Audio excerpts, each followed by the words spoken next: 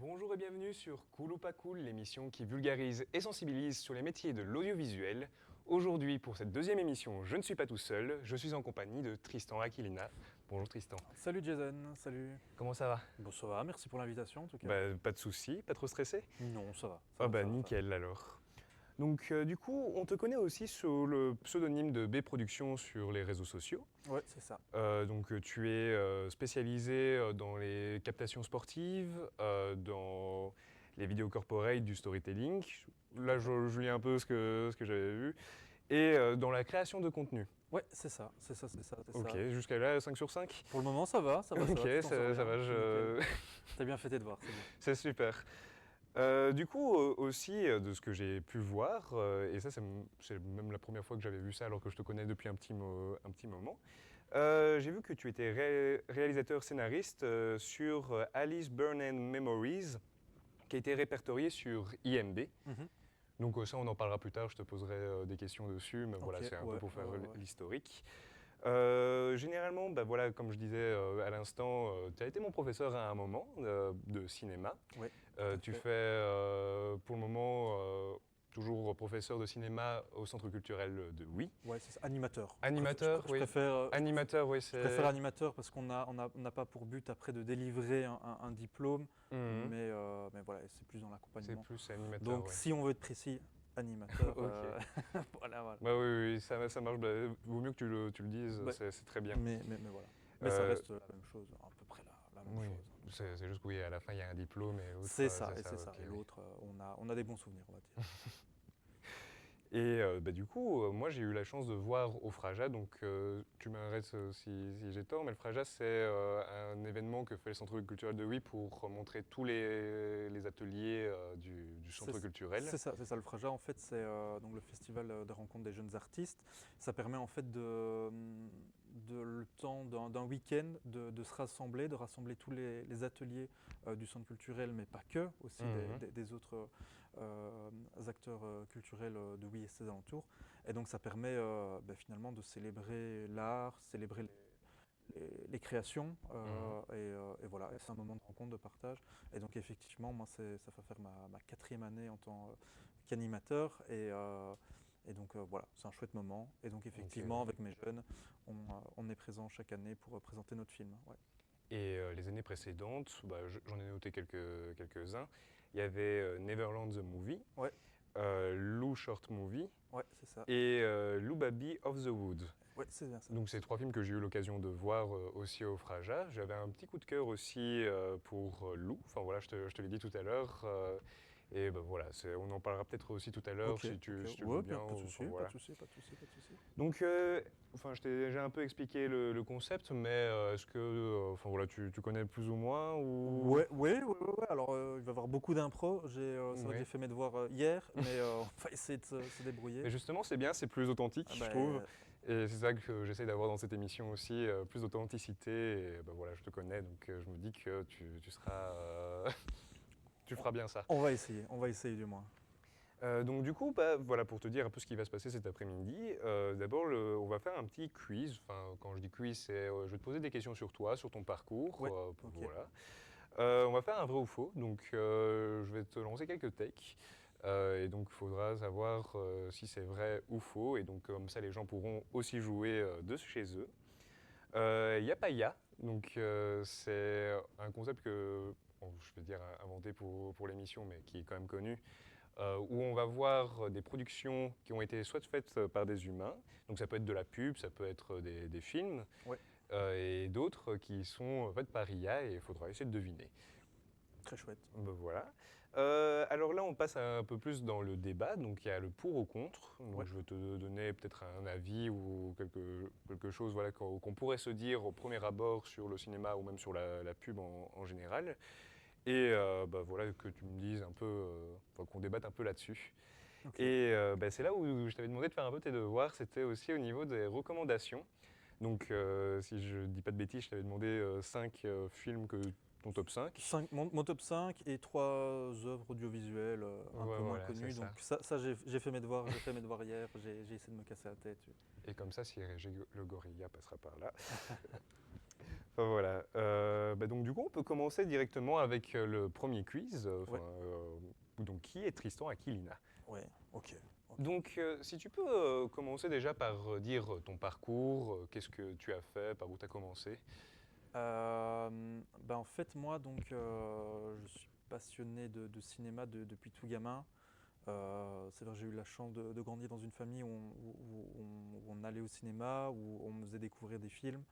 Et donc ça, c'est très chouette d'être réveillé culturellement assez rapidement. Et donc très vite, ma foi, dès que j'ai eu une caméra en main, je faisais déjà des petits films avec des Lego, un peu comme tout le monde, mais ça a commencé là. En stop motion? En stop motion, ouais, et puis voilà, ça a vite pris de l'ampleur. Déjà vers mes 10 11 ans, j'avais dit à mes parents, j'aimerais bien être acteur, j'aimerais bien être réalisateur. Il y avait déjà cette volonté d'aller vers ce milieu. Mhm. Donc voilà, mes parents m'emmenaient faire des castings pour faire de la pub, etc. Donc j'ai eu de la chance de faire de la figuration, deux, trois petites pubs. Donc ça, c'était déjà une très chouette expérience parce que on voyait enfin, je voyais enfin les plateaux de cinéma, etc. Donc ça, c'était un très chouette rêve qui se réalisait. Et par le côté, j'ai économisé pour me prendre à l'époque un Canon 650D. Ah Qui oui, c'est était très précis. c'est très précis, mais je pense qu'on est beaucoup à avoir démarré sur cette caméra. Et là, j'ai pas arrêté, je filmais tout. J'avais une chaîne Mhm. YouTube. Je proposais de faire déjà des petits reportages pour ma ville. Et puis, j'ai pas lâché, quoi. Je faisais des Ok, vidéos, ouais. vidéos, vidéos. Même à l'école, quand il y avait des exercices un peu libres, je faisais des films. Et donc tu en as parlé de Alice, mais voilà, il y avait aussi cette volonté de faire des films. Mhm. Euh, donc j'avais réalisé d'abord Ampère de la face, Ok. qui était une commande pour le coup, et qui était déjà une très chouette expérience en tant Et que c'est ta réalisateur. première commande ou C'était et le premier film, et c'était également même ma première commande, si je puis dire. Donc c'était vraiment une très chouette expérience. Et quelques années plus tard, il y avait cette volonté de faire vraiment un film qui me parlait, que j'avais envie, un film à moi. Donc Mhm. c'est là que j'ai eu pareil l'occasion de faire Alice. Et donc voilà, ça c'est des expériences géniales. Mhm. Et encore une fois, je le redis, j'ai eu beaucoup de chance d'avoir une famille et des proches qui m'accompagnent pour m'aider à faire cela. Et dans la continuité, tout comme toi, j'ai rejoint un atelier cinéma. Mhm. Parce que je pense, quand on est passionné de cinéma, ce qui est génial, c'est de parler de notre passion et de rencontrer d'autres Clairement, ouais. jeunes. Et ça permet de faire encore des chouettes rencontres, d'apprendre encore plus, parce que travailler seul, c'est une chose, et être autodidacte, c'en est une. Mhm. Mais apprendre des autres, c'est le plus. C'est un énorme cadeau. Et donc, j'ai fait 2 ans justement à l'atelier cinéma de Oui. En Euh, tant qu'élève cette fois? j'ai commencé du coup en tant qu'animé, Ok, ouais, ouais. effectivement. En ligne, oui. Et voilà. Et puis, voilà, fin de réto, qu'est-ce que je dois faire? Je teste les examens d'entrée à l'IAD parce que c'était Mhm. pareil, un rêve de gamin. Depuis longtemps, je disais, je vais faire l'IAD, je vais faire réalisation. Donc voilà, j'ai fait 1 an l'IAD en réalisation. Voilà, j'avais pas réussi mon année. Je me rendais compte également que même si j'adorais la réalisation, il y avait cette volonté de plus découvrir la technique, plus particulièrement la technique de l'image. Et donc c'est là que j'ai été à la Elbe, enseignement en Ok. l'INRACI, donc à Bruxelles. Et donc là j'ai fait mes 3 ans en technique de Mhm. l'image, où je suis sorti diplômé donc. Ok. Donc voilà, mon parcours finalement, il commence, c'est une passion en fait. Avant tout, ouais. Parce que je veux faire ça depuis que je suis tout gamin. J'ai eu beaucoup de soutien et donc c'est ça aussi qui m'a permis de continuer vers cette Mhm. passion et de ne pas dire seulement c'est une passion de gamin, faire un vrai métier. Oui. Non, j'ai eu ce Ce soutien. soutien, cet accompagnement et voilà. Et donc c'est un privilège, je trouve, de pouvoir en être là aujourd'hui. Et donc aujourd'hui, voilà, c'est mon métier. ma passion de gamin, où je filmais des Lego avec un vieux caméscope. Bah, voilà, maintenant c'est mon métier dans la vie de tous les jours. Ah bah, c'est super.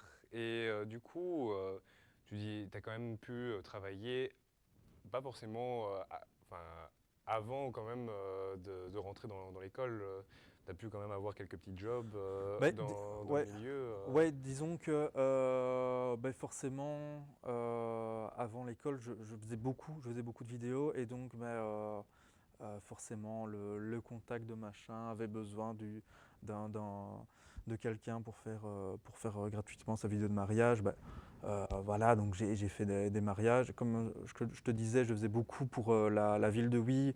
Bah, je faisais des petits reportages comme ça des différentes activités qu'il y avait.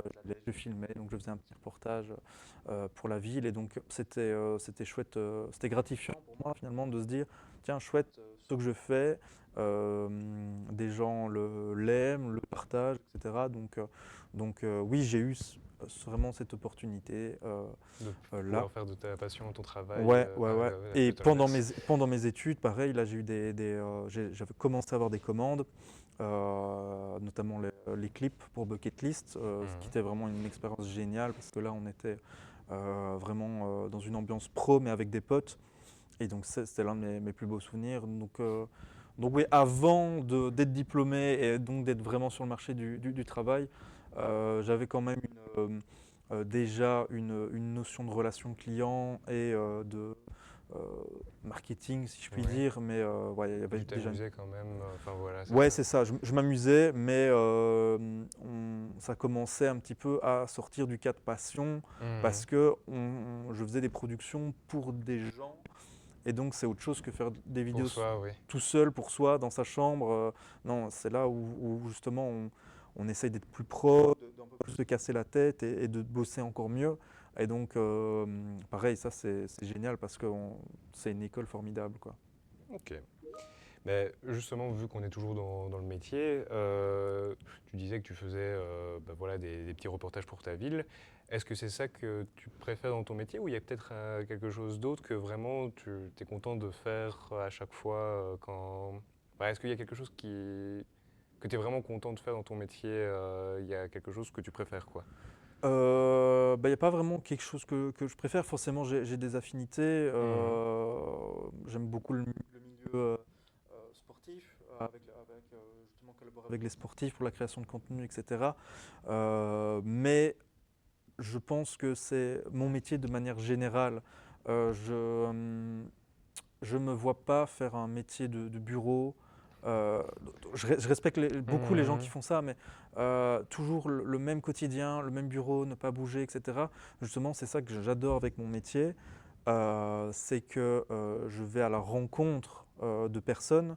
Je découvre des lieux ou même des activités que je n'avais aucune idée que ça existait, ou les coulisses de ce genre de choses. Donc c'est ça aussi qui travaille en télévision, ben, c'est génial parce que on va faire des sujets, allez, je sais pas, sur une usine de production de fromage de chèvre. Ben, ça paraît bête, mais enfin, moi je trouvais ça génial d'aller à la rencontre de ces agriculteurs et de voir l'envers du décor, ok, ben, comment ça fonctionne. Et donc c'est ça qui est chouette avec ce métier, c'est que foncièrement, oui, c'est la même chose, c'est capturer des images, des interviews, etc., et les mettre en images.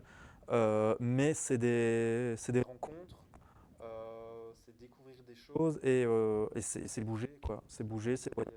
Donc c'est ça que j'apprécie le plus, c'est aller à la rencontre des gens, quoi. Ok. Donc ouais, c'est ça que je préfère le plus dans mon métier. Et donc ça, je crois que il n'y a pas un secteur qui est, Qui est plus proche des gens, je crois que c'est un peu tout le métier audiovisuel, ouais. c'est ce côté humain, équipe, aller à la rencontre, bouger. Et donc, c'est ça qui est pour ça que c'est un chouette métier. C'est qu'on n'est pas derrière un bureau, sauf en montage, mais on n'est pas à un bureau, on fait 9-18 et basta, on rentre et on refait la même chose. Non, on Ça y va. change autant, Chaque ouais. jour, c'est une nouvelle Et aventure. ça, c'est cool, ouais. Et donc, c'est ça qui est bien, c'est qu'il n'y a pas vraiment de quotidien. Et donc, ça, c'est très bien, ouais, de pouvoir bouger et rencontrer des gens. Et du coup, si par exemple, quelqu'un voulait commencer ce métier-là, il y a peut-être aussi des choses qu'on ne s'imagine pas forcément tout de suite. Je pense par exemple quand je dis ça aux heures de tournage parce que parfois c'est vrai qu'on se rend peut-être pas compte du temps que ça peut prendre. Même, allez, par exemple pour nous ça dérange pas, c'est vraiment une passion, mais pour certains ouais, ça peut peut-être enfin, déranger que ce soit plus tard. Mais si tu as d'autres choses comme ça que on n'imagine pas forcément un peu les soft skills qu'il faut avoir, de pouvoir être flexible au niveau des horaires ou autre. Ben, forcément, si vous voulez en faire votre métier, c'est un métier qui malheureusement est très instable financièrement. On ne va pas se mentir, surtout avec actuellement la politique belge qui est mise en place, que ce soit pour les médias ou pour la culture. C'est une. Voilà. Je ne sais pas si je peux le dire, mais en tout cas, c'est une Oui, catastrophe. oui. Honnêtement, on n'est pas aidé sur cela et je trouve ça même honteux qu'on coupe autant les fonds pour ce genre de choses. Donc financièrement, c'est déjà pas facile. Généralement, c'est des métiers où on doit être en freelance, c'est-à-dire qu'on doit être, on est notre propre patron, pardon. Ok. Et donc, ça veut dire que ben, on n'a pas forcément tout le temps un contrat, et donc il y a toujours ce risque de se dire bah, peut-être que ce mois-ci je vais devoir manger du riz blanc. Mhm. C'est très compliqué. Ben, récemment, j'ai fait les démarches pour un prêt à la banque avec ma compagne. Ben, forcément, en freelance, certaines banques n'apprécient pas également parce que c'est un métier, on ne va pas se mentir, qui reste instable, contrairement à un CDI bien cosy derrière son bureau. C'est ça Mhm. aussi la force de ces métiers-là, c'est qu'au moins tu sais que ta paye, tu l'auras à la fin du mois. Là, ben, c'est pas forcément le cas. Donc, euh, un soft skill ben, c'est déjà, oui, avoir cette notion un petit peu quand même d'entrepreneur. Et il faut être courageux, motivé, parce que la passion, ça suffit pas. Il faut énormément de contacts, il faut beaucoup de courage et continuer à mordre sur sa chic parce que ça va pas tout de suite être Ok, oui. la ruée vers l'or comme on peut le voir sur les réseaux, etc. Et tu parlais des horaires et je pense que c'est le métier où on a les pires horaires possibles, imaginables. Moi, par exemple, je fais beaucoup les sports, ben, c'est-à-dire je fais tous les week-ends. Mhm. Donc, en semaine, ben, j'ai toute mon activité Plus pro ou montage, ouais, ouais. démarchage, etc., montage ou d'autres tournages. Mhm. Et le week-end, bah, je vais travailler en télévision pour les sports. Donc, pareil, socialement, c'est un peu compliqué. Il faut être avec des. Il faut que notre entourage comprenne Ouais, également ouais. ça et accepte. Euh, voilà, ce qui est mon cas, encore une fois. Donc, ouais, Ma, c'est ma vraiment chérie chouette. est Ouais, est ouais. très cool avec ça, elle comprend donc on se voit peu, etc. Mhm. Pareil, les potes, on se voit peu parce que il faut être prêt à sacrifier ses week-ends, peu dormir parce que oui, il y a des tournages de nuit, Mhm. on doit parfois monter et fournir un média assez rapidement dans des deadlines rapides qui nécessitent donc un montage parfois durant la nuit. Mais donc voilà, il faut une résilience un peu au sommeil, se dire, faut en tout cas se sortir de l'idée de, allez, je vais avoir telle somme chaque mois et ça va être la sécurité et je vais avoir mes congés payés et je vais avoir mes week-ends tranquilles. Non, c'est pas Mhm. ça. Mais une fois qu'on connaît cette réalité-là, ben, c'est vraiment, encore une fois, c'est un chouette métier. Ouais. Je le répète, malheureusement, on n'est pas du tout aidé en Belgique, on est même pointé du doigt. Mais voilà, ça reste un très chouette métier.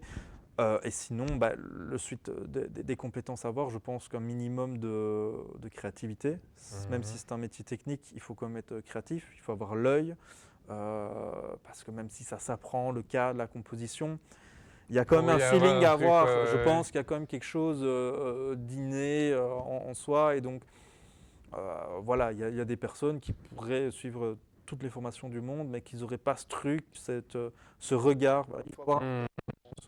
euh, Et je pense que ça vient avec la passion aussi. Quand on est ça, passionné, ça vient avec la ça. passion et à force de regarder aussi, il Mhm. faut regarder des films, il faut regarder des documentaires. Il faut être curieux, voilà, c'est ça. Faut être curieux, créatif, résilient et même si c'est un métier de rêve et c'est un métier passion, il faut quand même pas, il faut rester quand même les pieds sur terre et se dire que c'est un métier difficile. Je le répète, surtout en Belgique actuellement. mais c'est pas impossible. Et donc voilà, il faut rester fort. Ok, oui. Il faut rester fort, travailler. Mais voilà, sinon c'est, comme je le dis, c'est le plus beau métier C'est du chouette, monde. oui. Bah, Donc je trouve aussi d'avoir les moments où on peut changer toujours, pas toujours avoir le même type de travail. Enfin, forcément, il y a toujours l'aspect technique qui est peut-être similaire, mais c'est jamais la même production, jamais le même travail. Et enfin, oui, ça fait appel à la créativité, comme tu le disais. Bah oui, là, on a beaucoup plus de liberté aussi au niveau de la créativité, je trouve. oui, ben ça, le 7e art, c'est ça qui est chouette, c'est on s'inspire de beaucoup d'autres arts, que ce soit le théâtre, la danse, la peinture, etc., la photo, et ça regroupe plein de formes d'art, hein. Donc c'est ça aussi qui est très chouette, c'est que c'est ultra polyvalent, et qu'on soit seul ou avec une équipe, c'est très chouette voilà, de toucher au son, au montage, au costume, Je confirme. à la lumière, etc. Donc oui, je trouve que c'est très complet comme art. C'est très complet et donc c'est ça aussi qui est très bien. Ouais. Et bon, enfin, voilà, je passe un peu du coq à l'âne, mais du coup, est-ce que tu aurais peut-être un film ou enfin, voilà, une production comme une pub ou quoi que tu aurais pu faire, enfin, voilà, une anecdote là-dessus qui peut être marrante, qui peut être... enfin, voilà, tout à l'heure je te parlais de Lou, mais ça peut être un autre Alice in Borderland, enfin pas Borderland, Alice... Burn Memories. Bernard Memories, je confonds à chaque fois. Des anecdotes. Bon, à un moment donné, c'est vrai que ça fait longtemps que je suis dedans, donc il y a beaucoup d'anecdotes. Non, les clips de Bucket List, comme je dis, ça c'est un très bon souvenir parce que on était. J'ai adoré faire ces clips-là. C'est justement les clips. Il y a encore plus ce côté où on peut être libre et de proposer des trucs. Donc ça, j'ai kiffé réaliser leurs clips et on était en potes, même l'équipe technique. Mhm. C'était quand même des potes à moi. Donc ça, c'était des très bons moments. Bon, Puis, voilà, je te prends un peu de cours, hein, mais ouais, voilà, ouais. s'il Il n'y a y pas a, vraiment. non, il y a plein d'anecdotes. C'est ça aussi qui est bien. Voilà, travailler en télévision, j'ai plein de Mhm. moments que j'ai pu aller filmer où tu te dis, ah, c'est quand même chouette. J'ai le privilège d'être là un petit peu. Non, je sais pas comme ça. Comme ça, non, bah, voilà, je me Mais demandais si tu avais des, vraiment peut-être un truc non, qui. non, mais des bons souvenirs quand on est avec une chouette équipe, avec des chouettes clients, c'est souvent des bons souvenirs, des souvenirs Mhm. qui restent à vie, et c'est ça le plus important. Après, on va pas se mentir, il y a aussi parfois des équipes qui sont vraiment pénibles, des clients qui sont pénibles, Mais c'est humain. et là, tu en gardes des mauvais souvenirs, Mhm. mais voilà, comme je l'ai dit, c'est un métier de contact. C'est à toi de faire un petit peu ton carnet, te dire tiens, avec cette personne ça a été super, avec cette personne moins. Donc c'est un petit peu, tu apprends de tes expériences également et donc même des négatives. Mais voilà, donc il y a des très bonnes expériences, Ok. mais aussi des très mauvaises parfois. Ça fait partie du jeu. Et est-ce que tu aurais peut-être, enfin, je sais pas, par exemple, ton plus gros projet, ce serait quoi là, dans ce que tu as fait au niveau peut-être technique, même au niveau de préparation Que j'ai fait. Donc, Ouais, ouais. mon plus gros projet, je pense quand même que c'est le premier clip de Bucket List parce qu'on c'était quand même un gros tournage, on avait quand même pas mal de figurants et compagnie, donc même si je l'ai fait durant ma première année, du coup forcément Mhm. avec le regard de maintenant, je me dis tiens j'aurais pu mieux faire ça, etc. Mais ça je pense comme c'était un gros projet, euh, pas forcément financièrement, mais en tout cas dans la mise en place. Puis j'ai eu quand même je me rappelle en faisant mes stages à RTC, j'avais la sortie de prison de Stéphane Moreau. C'était la première fois que je sortais sur le terrain, si je puis dire. Et Mhm. donc ça aussi, forcément, c'est un petit peu stressant. Tu te dis, ok, là, je dois ramener l'image qui va faire le tour de la Belgique durant toute la semaine. Il ne faut pas que je me loupe. Donc là aussi, c'était vrai que c'était une chouette expérience, un peu stressante, parce que tu te dis, tu n'as pas droit à l'erreur. Tu vois, tu n'as pas droit à l'erreur, donc on l'a attendu toute la nuit, etc. Et le moment, ça a duré peut-être 2 minutes, cette sortie où on allait le suivre. Donc voilà, il y a un petit peu de challenge. Mais Ok. sinon, non, Bah, non, c'est plein de c'est déjà bien, souvenirs, oui, oui. des directs, des matchs, des finales de Coupe Mhm. de province, etc. Où tu es caméra principale, pareil, c'est chouette parce que tu te dis, waouh, j'ai une Il y responsabilité. a un peu d'adrénaline aussi C'est qui ça, c'est vient, ça. Tu ouais. te dis, waouh, il y a des gens qui me font confiance. Là, j'ai pas intérêt à piquer du nez parce que tu es la cam principale. Donc voilà. Des gros projets, non, voilà, c'est Ok. un petit peu ça. Je pense pas, Bah, je je regarde pense pas si en j'ai avoir d'autres. encore bah, le projet qui est le plus fier. Bah, techniquement, enfin voilà, on a aussi pas parlé. Après, est-ce que, voilà, ça, c'est à toi de voir si tu veux en parler, mais pour Alice, oh, j'ai du mal, j'ai envie de dire In Alice Burn Border. Memories. Ouais, tu peux dire Alice. On va dire Alice. Alice, Ça va oui, être c'est parce pour- que j'ai vraiment la série en tête, hein. cette bonne vieille Alice, ouais. Donc Alice, Burn and Memories, tu vas Ouais. voir, je vais réussir à dire.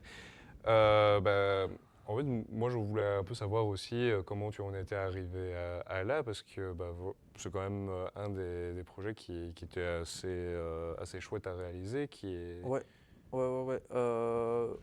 Là, pour le coup, je pense que c'est mon. Même s'il y a eu un premier court-métrage avant, je Mhm. crois que ça a vraiment été ma première grosse production.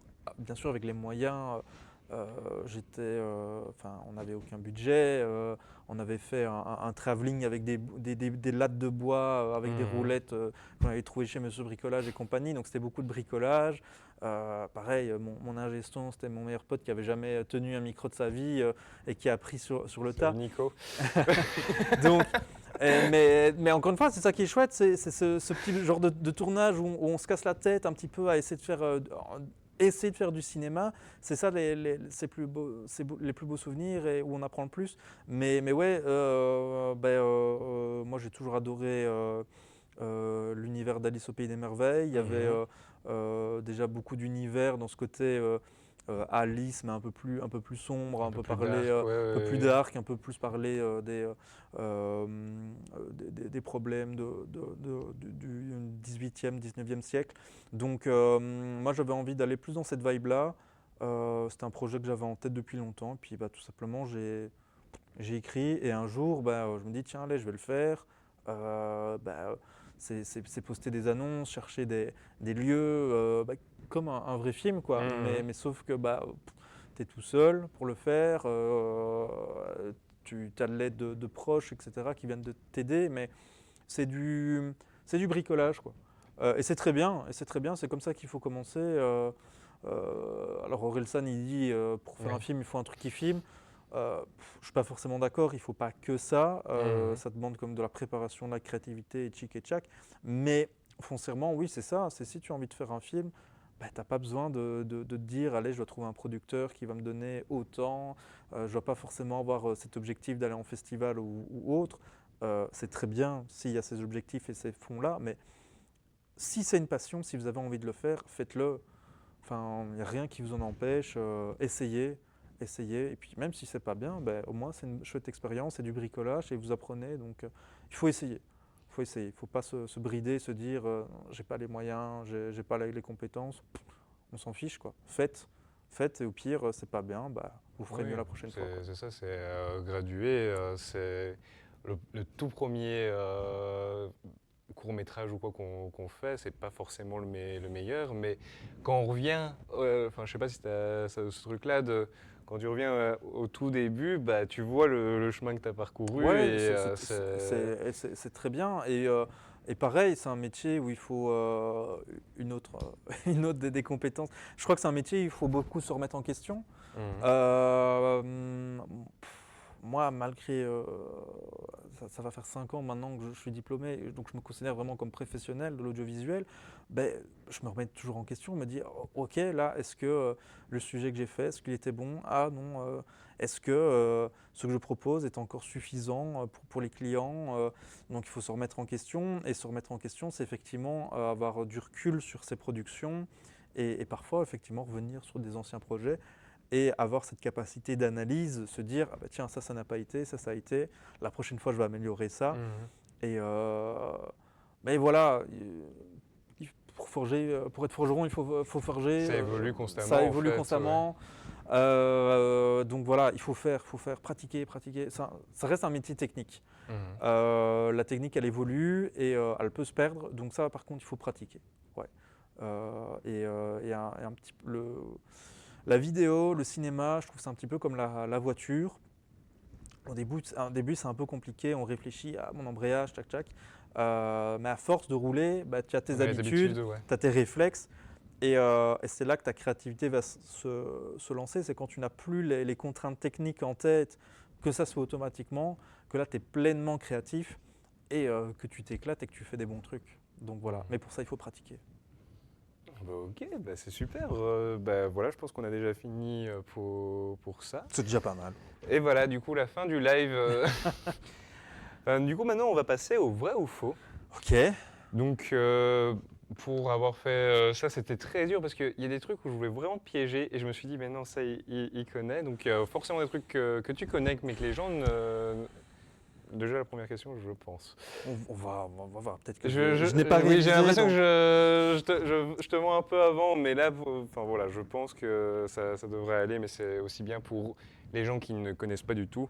Ok. Bah, il y a des petites fun facts dedans. Ok, on va essayer.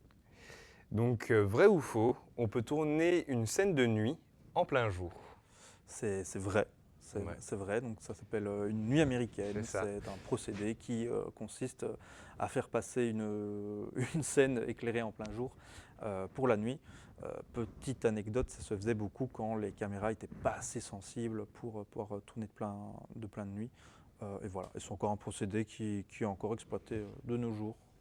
Bah oui, et bah en fait, je savais que tu le savais, vu que pour le premier court-métrage qu'on avait fait, Ouais. on avait exploité la nuit américaine. On avait exploité la nuit américaine, ouais, tout à fait. Mais c'est vrai, et puis j'ai un autre pote qui fait justement plein de nuits américaines, enfin il est obligé, et apparemment il y a des petits trucs à savoir aussi pour la nuit américaine au niveau de l'éclairage ou quoi. Oui, forcément, on peut pas. On a envie de dire, ouais, nuit américaine, tu as juste mis du bleu sur ta vidéo. Alors moi, c'est pas ma spécialité. Il y a des gens qui vont en parler mieux, mais effectivement, il y a des techniques d'éclairage parce que forcément, la lune, le soleil, ce n'est pas les mêmes sources lumineuses. Et donc, ouais, forcément, il y a des techniques d'exposition et d'éclairage qui sont propres à cette technique. Et la post-production est bien plus complexe que juste balancer, mettre tout bleu. L'étalonnage, voilà. Allez, hop. Il y a des personnes qui en parleront mieux que moi. Okay, c'est pas du tout ma spécialité, mais voilà, dans les grandes lignes. Okay, dans les grandes lignes. Alors, vrai ou faux, les caméras de cinéma enregistrent toujours avec le son? Disons que on a la possibilité, de manière générale, de nos jours, quasi toutes les caméras ont des micros intégrés, ce qui n'était pas le cas d'une époque. Mais est-ce qu'elles enregistrent avec le son? Oui, on peut. Est-ce qu'on exploite ce son? Non. Ça, voilà. on utilise le son à côté avec des enregistreurs externes. Ce qui permet aux ingé son déjà de ne pas être collés forcément à la caméra, d'avoir plus de liberté. Et puis c'est surtout une question d'ampli. Pareil, je ne suis pas ingé son, donc je vais pas. Mais les amplis des caméras ne sont pas d'assez bonne qualité pour produire un son vraiment top. Mais voilà, donc on enregistre séparément le son et l'image. Après, ce qui peut être utile, c'est quand, enfin, donc, du coup, ouais, faux, donc jusque-là 2 sur 2, bravo. Top, nickel. Mais c'est vrai qu'on peut utiliser le son de la caméra pour essayer de synchroniser la synchro labiale, d'avoir les mêmes moments peut-être. Disons qu'on a d'autres techniques pour synchroniser. Hein. Généralement, on utilise les timecodes sur des grosses productions. Il y a ce bon vieux clap qui reste infaillible. Le son de la caméra reste comme si ces deux techniques-là n'ont pas fonctionné, c'est toujours un backup de plus. Il faut toujours avoir des backups. En cinéma, secours, on a toujours des problèmes, il y a toujours des soucis et il faut toujours savoir rebondir et avoir des backups.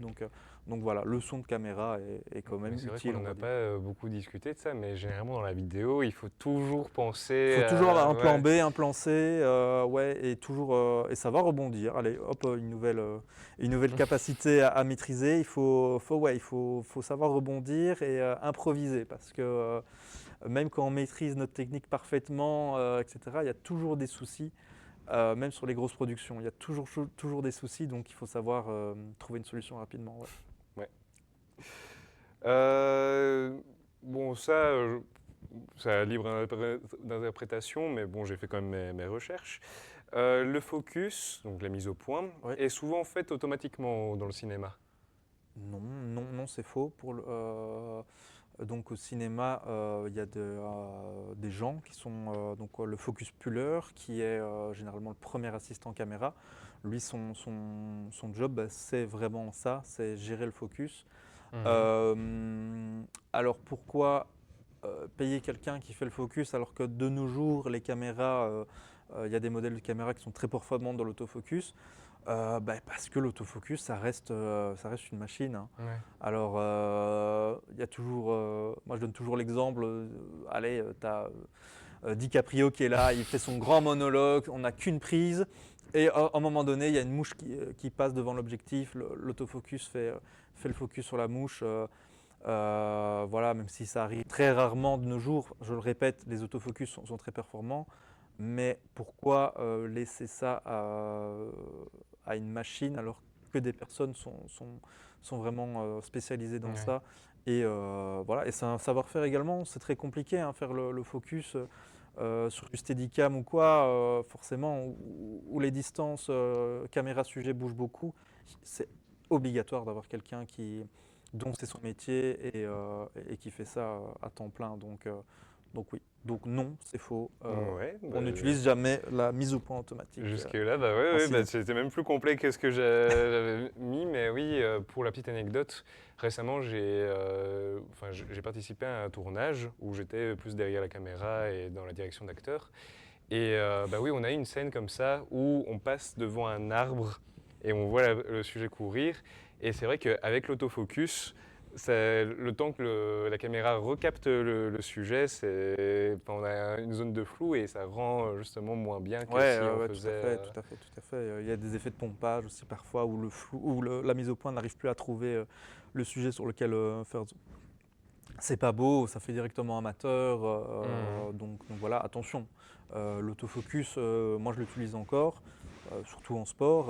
Donc voilà, il y a parfois des tournages où l'autofocus Et utile, est ouais. un très bon outil. Mais quand il est combiné avec d'autres techniques et quand même avec une capacité à savoir faire son point tout seul comme un grand. Donc ça reste un chouette outil pour des productions où on est tout seul. Mais au cinéma, avec une grande équipe, non. On a notre premier assistant qui est là et qui fait très bien son boulot. Donc Mhm. voilà.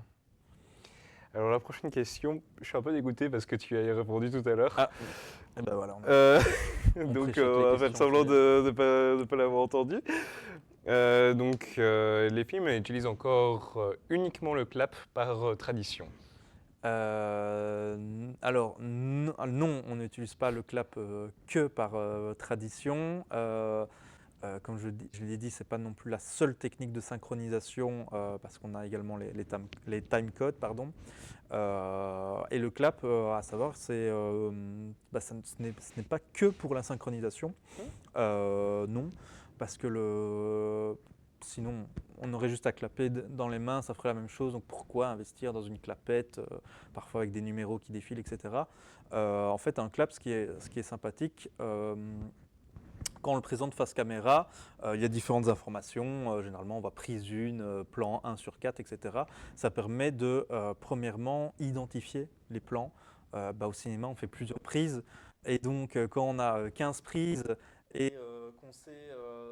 Donc, il y a une script qui est là sur le tournage et qui note quelle prise est la bonne. Par exemple, on pourrait dire c'est la 3 et la 72e. Avoir le clap qui est là et qui identifie quel plan est quel Mhm. plan, déjà ça permet de gagner du temps au montage. Donc ça sert de synchroniser, ça sert à identifier le plan. Et puis, alors il y a ce côté tradition, mais je ne vais pas dire tradition, mais plus routine. En fait, le clap, il y a tellement une procédure derrière, ça appelle au calme et à la concentration. Parce que voilà, la procédure de clap, silence, moteur, annonce, et plus le bruit du clap, je sais pas, ça galvanise un peu, ça se dit, Oui. oulala, là, il faut se focus, il faut se concentrer, on va tourner, quoi. Donc voilà, donc le clap a plusieurs utilisations. Ouais.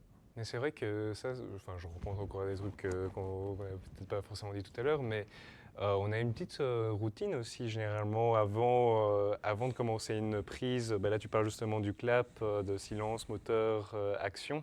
C'est vrai que ça rend un peu.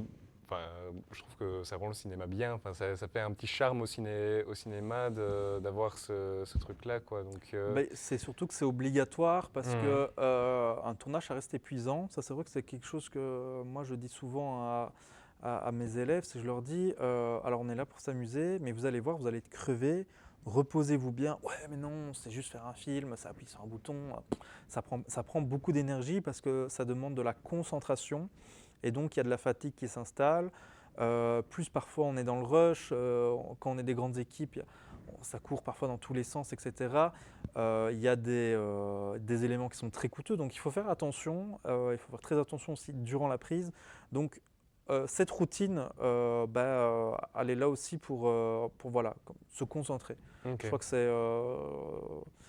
ça a vraiment un chouette impact là-dessus. Ça permet un petit peu de se dire, ok, là, ok, j'ai couru dans tous les sens, mais maintenant je focus, Focus, ouais. je fais ma mise au point comme il faut, je suis dans le truc. Ça permet vraiment de créer une bulle à toute l'équipe. Ok. Donc, certains acteurs doivent doubler leur propre voix dans les productions. Vrai ou faux? C'est vrai, on peut refaire effectivement des prises avec l'acteur. Parfois parce que on a eu un souci technique avec le son, parfois parce qu'on pouvait tout simplement difficilement capturer le son de l'acteur sur le tournage, et parfois tout simplement la prise n'était pas bonne dans l'intention de jeu, ou ça arrive Mhm. souvent en pub parfois où le réalisateur il est content de son acteur sur le plateau, il valide avec lui, mais en pub, c'est pas le réalisateur qui a le dernier mot, c'est le client. Et donc le client qui va regarder, qui était peut-être pas directement sur le tournage, va regarder les images, faire ouais non, mais Non. ça va pas, il faut réécrire, il faut refaire ça, on peut pas tout retourner, donc on va changer des lignes de dialogue, etc. Donc oui, ça arrive, c'est pas, ça arrive pas souvent, mais ça Ça arrive, peut arriver. ça peut arriver quand même, oui, effectivement, d'avoir ce redoublé, tout simplement. Jusque-là, t'as tout juste, hein. Tant Qu'est-ce que... mieux, tant mieux, ouf. Donc, il est souvent conseillé de filmer avec une image considérée comme plus fade. Euh, Souvent, on entend souvent qu'il faut filmer en log, ouais, Ouais, qui voilà, est je n'avais un, pas le terme technique. qui est un format de fichier. C'est un peu plus complexe que dire que c'est FAT, mais c'est un format de fichier qui permet plus de dynamique dans notre image et surtout plus de manœuvres en retouche, en post-production, à l'étalonnage entre autres.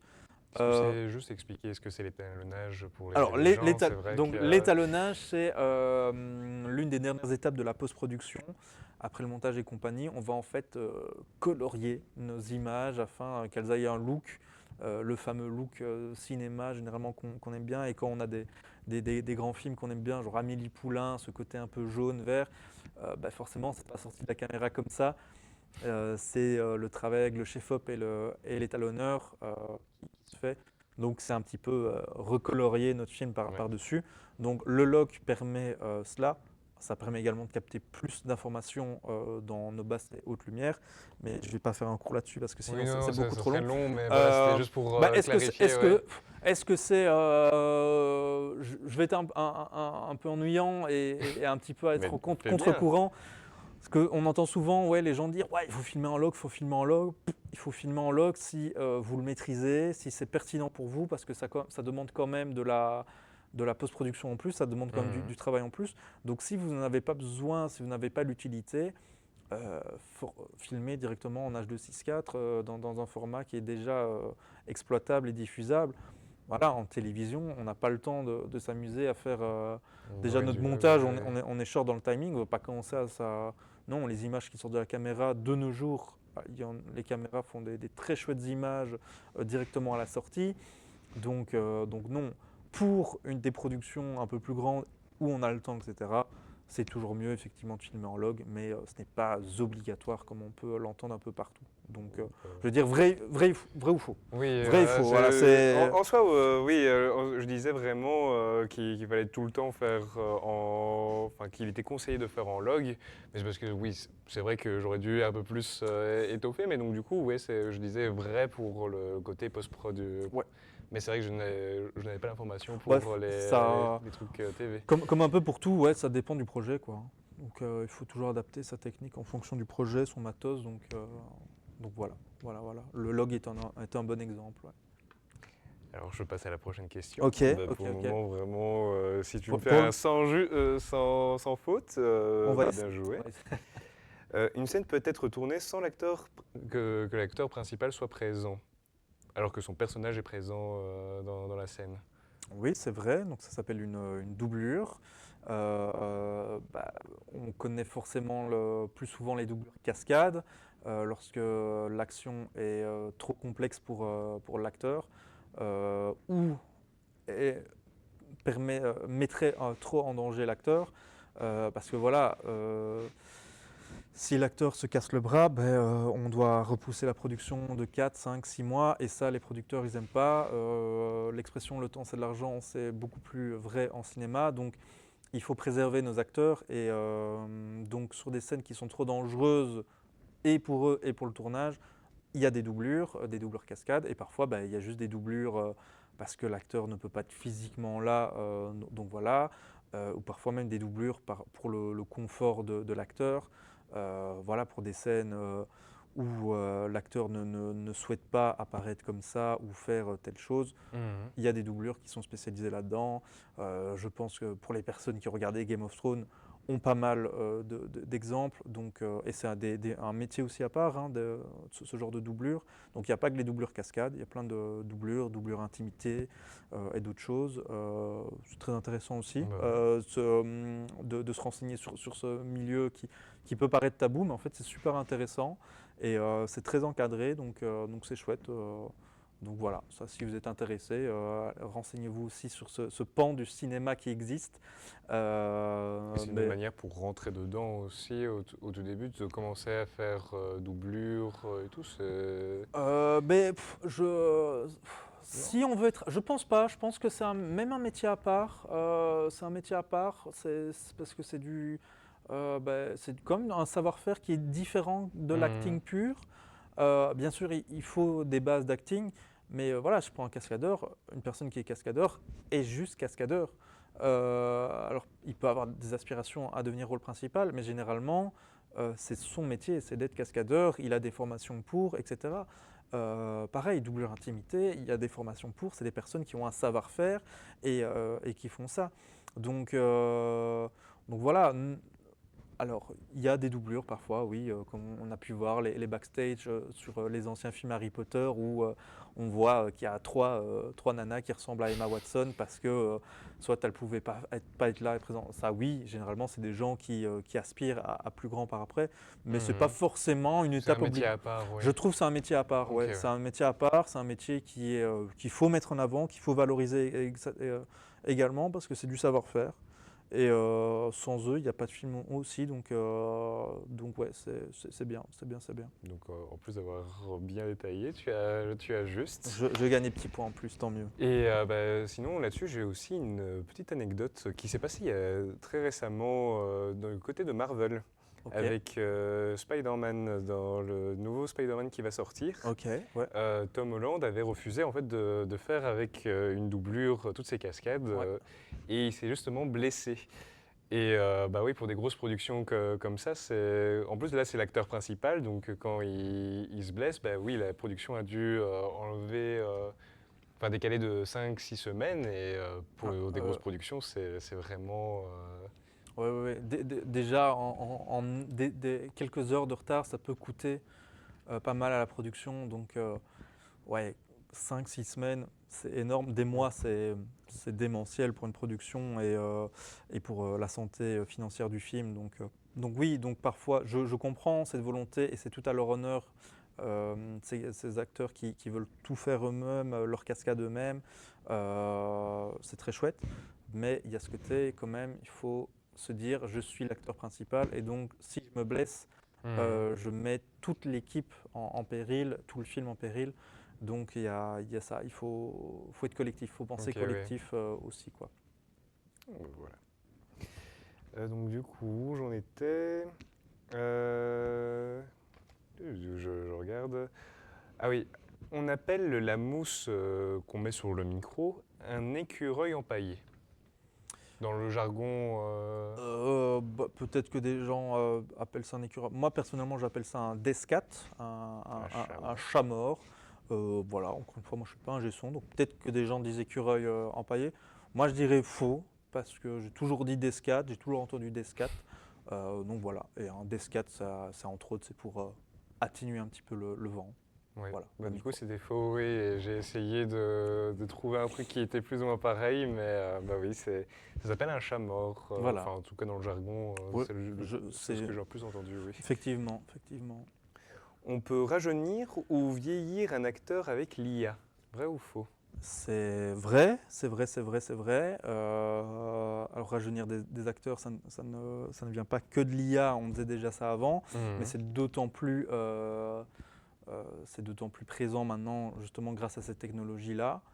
Après voilà, on n'est pas dans le moment débat, Ouais, ouais, oui, non, mais forcément ça peut faire débat quand on voit qu'on peut même ramener des acteurs morts à la vie. Oui, ça, Je oui. pense que le dernier Star Wars, c'était ça également pour... C'est un des derniers, oui, avec Palmé qu'on a Oui, ramené, voilà, oui. l'actrice était décédée et il manquait des. Donc là, on a généré son image. Donc ça pose quand même des questions sur l'éthique, sur la morale. Donc oui, c'est pratique parfois pour la narration du film, Mhm. mais quand on peut éviter, quand on peut C'est juste mieux, refaire oui. je pense, un casting. Par exemple, il y a le prochain Seigneur des Anneaux dont le casting est annoncé. Bah, c'est bien de recaster des nouveaux acteurs. Parce que ça donne l'opportunité à d'autres acteurs. Et puis, je sais pas, moi je suis un peu contre l'IA et ce genre de choses. Je Je trouve que ça comprends très bien, dénature oui. un peu le cinéma. Mais voilà, bon, bah, on n'est pas dans la partie Bah, débat. si, on peut, Donc, parce que là, mais, c'était l'une de mes dernières questions, donc après, on fait des vidéos, mais, donc donc, ouais. mais donc, ma foi, oui, c'est pratique. C'est parfois très utile dans certains cas. Mais il faut se poser des questions. Est-ce que c'est éthique? Est-ce que c'est pertinent? Et puis avant l'IA, on savait très Bah, bien remettre on castait des acteurs oui, pour ou il y a même le faire. maquillage, hein. Il y a vraiment il y a quand même des personnes dans la HMC qui sont très balèzes à ce niveau-là et que c'est impressionnant et qui arrivent à rajeunir par effet pratique. Voilà, je préfère les effets pratiques toujours à la génération par IA. Euh, voilà, donc Oui. est-ce que il faut interdire? Non, ça peut être utile. Est-ce que ça doit être obligatoire et tout le temps, juste pour du gain de temps ou d'argent? Je pense pas. Non, mais là-dessus, je te rejoins sur tout ce qui est IA. Pour moi, ça doit rester un outil et pas devenir vraiment la solution miracle à tout. Dès qu'il y a quelque chose, hop, on utilise de l'IA. Et puis, on le remarque peut-être pas, nous, derrière nos écrans, mais en rajeunissant des gens par IA, bah, on a, comme tu disais, les maquilleuses, il y a des acteurs aussi, du coup, qu'on Qu'on met de côté ouais, et voilà, qui c'est ça n'ont pas qu'on de pourrait boulot. Et avoir. puis même au-delà, moi j'ai l'impression que l'utilisation de l'IA, c'est un peu trahir la confiance du public. Alors Mhm. oui, on entend le cinéma, c'est tricher. Si on utilise déjà des effets spéciaux et compagnie, mais je sais pas, l'IA, c'est différent. Après, c'est nouveau, c'est neuf.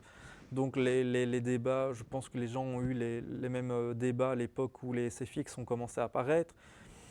Voilà, il faudra voir avec le temps, mais en tout cas, ce qui est ramener des acteurs morts à la vie pour réexploiter Ouais, leur image, je trouve que ce n'est même pas correct pour la mémoire du défunt ou des proches. pas très éthique, non. C'est pas, voilà, c'est pas foufou. Donc ma foi. Alors que, regardez, je pense qu'avec l'un des Fast and Furious, quand Paul Walker est décédé, ben, on a fait appel à son frère. Et donc il y a des solutions qui sont Ouais, possibles et qui, justement, c'est tout à l'honneur de ces films-là d'un peu plus se casser la tête pour refaire ça. Donc pour valoriser l'humain, quoi, oui. valoriser l'humain, ouais, et par respect pour les acteurs, je trouve que, voilà, générer que ce soit des voix ou des visages d'autrui, je ne trouve ça pas éthiquement moral. Je suis d'accord, ça. Je veux bien même faire un petit hors cadre à propos du doublage et tout, que maintenant avec l'IA, il y a beaucoup. Enfin, on dit que ces métiers-là sont menacés, alors que pour moi, je trouve que ce serait même débile de. Enfin, je préfère dire le mot, parce que on a quand même des acteurs qui ont bercé notre enfance, et les émotions qu'on a dans une voix, pourra pas être retransmises par l'IA, même si elles étaient super bien développées. Ça valorise l'humain et ça valorise des métiers, des métiers passion justement. Donc, Mais rapidement sur l'IA, en fait, je pense que malheureusement, on est dans une société qui vise tout le temps toujours le profit, etc. Malheureusement, je pense que l'IA va devenir la solution principale ouais. parce que c'est du gain d'argent, du gain de profit, et ça, c'est ce que les gens veulent dans notre société. C'est triste, mais c'est comme ça. Je pense même au-delà de faire perdre les métiers à des personnes, alors on parle du secteur de l'art, mais dans plein d'autres métiers, l'IA est quand même un danger à ce niveau-là. Mais pour l'art, je ne sais pas, moi je trouve que justement l'art, c'est l'une des choses qui fait de nous des humains, c'est de pouvoir créer et faire de l'art justement. Et donc quand des machines font de l'art, Il n'y a plus vraiment de il y quelque a, chose il y a derrière. plus, voilà, ça perd sa saveur, ça perd sa notion. Et pareil, rediscuter avec des historiens de l'art, hein, mais je sais pas, ça commence à perdre de la saveur, et donc on perd ce qui fait de nous des humains. Et donc c'est ça qui est triste aussi, quoi. C'est très triste. Mais bon, voilà, on n'est pas dans la partie débat, donc Ouais, on va, je reprendrai on va ça alors s'arrêter- dans le pour ou contre, on ça va s'arrêter marche. là, mais Mais oui, voilà. Du coup, maintenant, on parlait quand même de l'IA, donc là, on va faire Yapaya. ok. Donc, je vais te montrer à chaque fois 10 secondes de pub. 10, ouah, c'est chaud. Parce qu'il Ouais. y a des pubs que je me dis peut-être que c'est reconnaissable et Oui, d'autres ouais, non. ouais. Et donc, du coup, j'avais envie de voir si en 10 secondes, on pouvait reconnaître si c'était de l'IA ou pas. Ok, ouais. Je dois avouer, j'ai quand même choisi les vidéos. De base, je joue avec, mais là, enfin voilà, Ok, j'ai ouais, non, fait pas mon de petit souci, pas truc. de souci, pas de Donc, souci. je C'est vais voir un peu intéressant. comment tu. Enfin voilà, Nico, si tu sais mettre les 10 premières secondes, ouais, tu peux regarder juste là.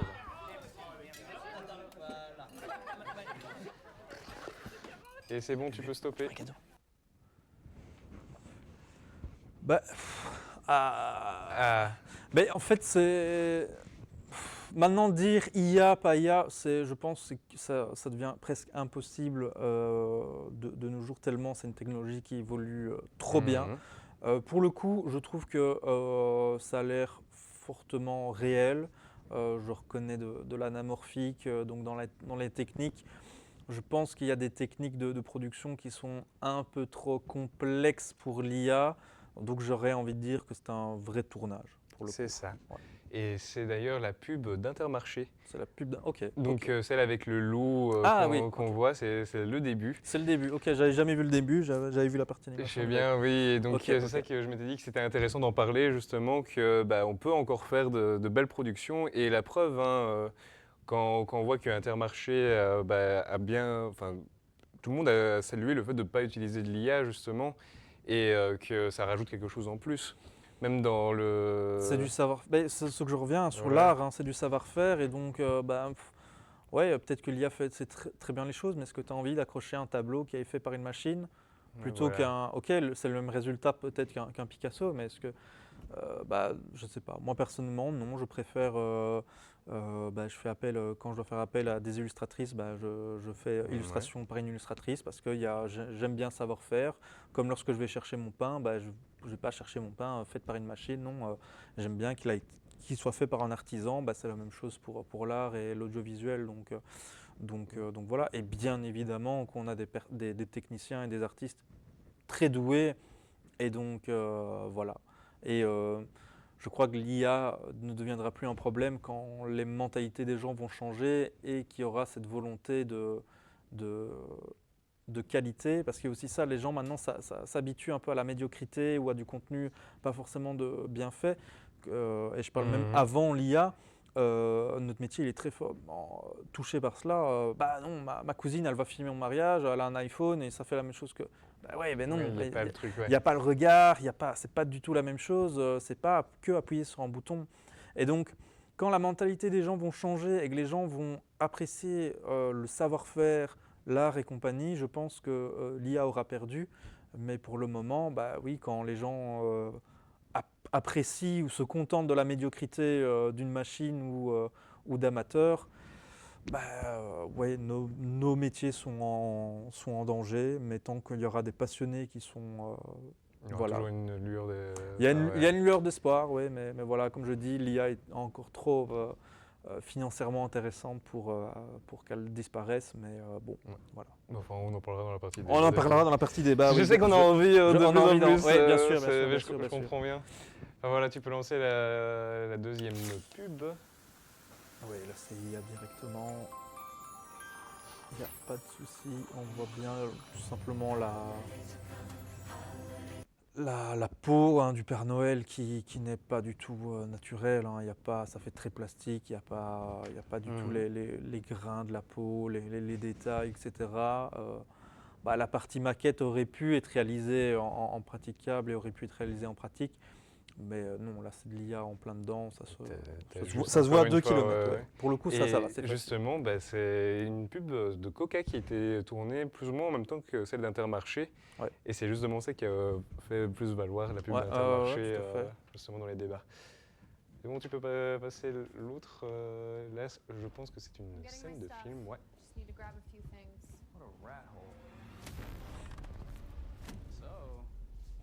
C'est bon, tu peux stopper.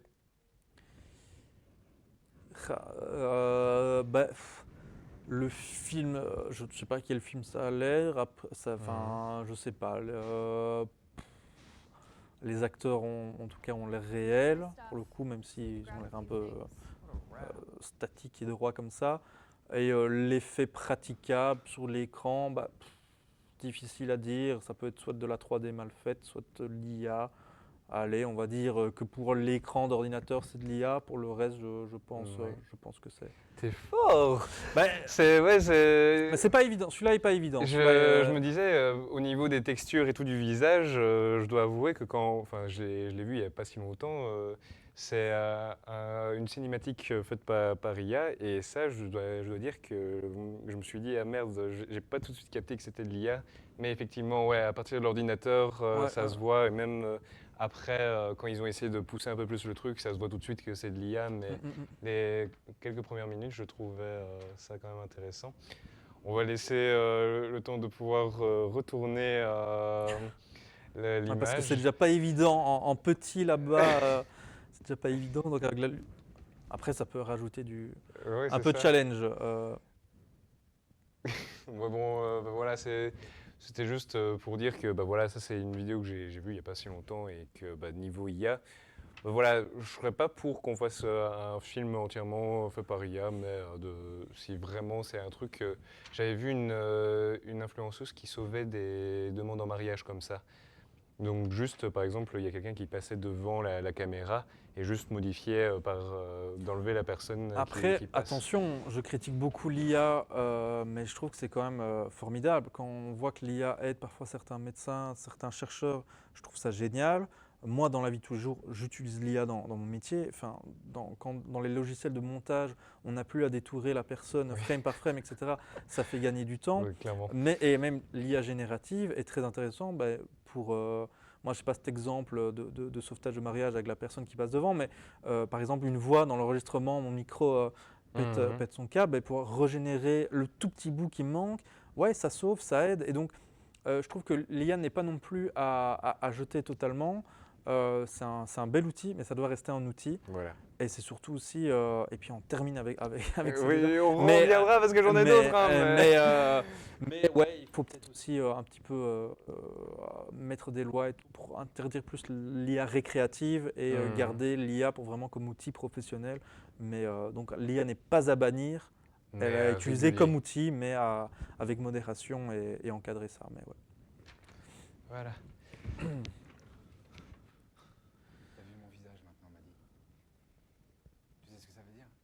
Juste dire qu'à partir de maintenant, soit tu vas devenir un problème.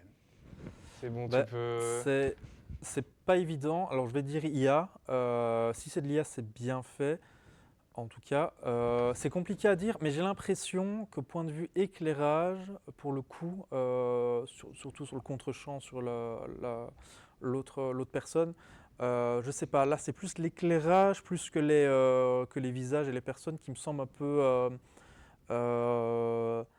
peu cliché, si je puis dire. Mhm. Ça ressemble un peu à l'éclairage. Si j'écris un prompt scène cinématographique, c'est clairement ce qu'une IA ferait. Voilà, encore une fois, compliqué à dire à cette distance et avec ce truc-là. Mais je me doute, à mon avis, Euh, en plus gros quand même, mais donc j'ai envie de dire IA pour l'éclairage et pour le look. c'est pas de l'IA. C'est pas de l'IA, et ben voilà. Ouais, Et pour voilà. première fois Ah ben voilà. que je te trompe, mais ça me permet de faire la transition vers un film qui est belge du coup, qui s'appelle La nuit se traîne, qui est sorti l'année passée. Et bah voilà, c'est un des premiers vrais films d'action belges que je vois et qui est vraiment bien fait. J'avais hésité à mettre aussi un plan du début où on voyait vraiment le drone bouger, et d'avoir l'autre sens de.